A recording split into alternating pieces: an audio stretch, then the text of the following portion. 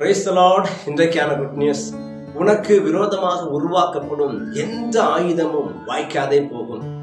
வேத புஸ்தகத்திலே தானியேல் என்கிற தேவ மனுஷனுக்கு விரோதமாக அநேக மனிதர்கள் எழும்பி அவரை குற்றம் சாட்டி சிங்கக்கவியிலே போடுவித்தார்கள். ஆனால் கர்த்தர் சிங்கக்கவியிலையும் தானியேலை தன்னுடைய தூதனை அனுப்பி பாதுகாத்தார்.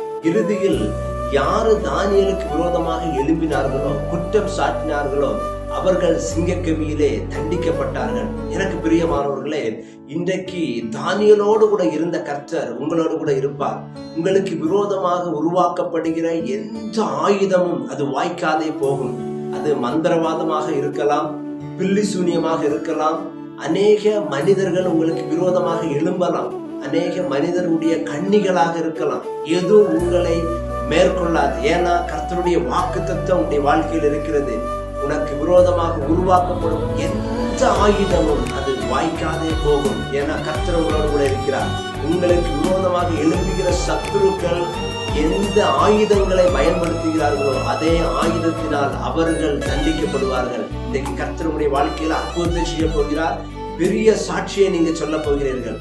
கர்த்தர் தாமே பலத்த காரியங்களை செய்வார். Have a nice day. God bless you.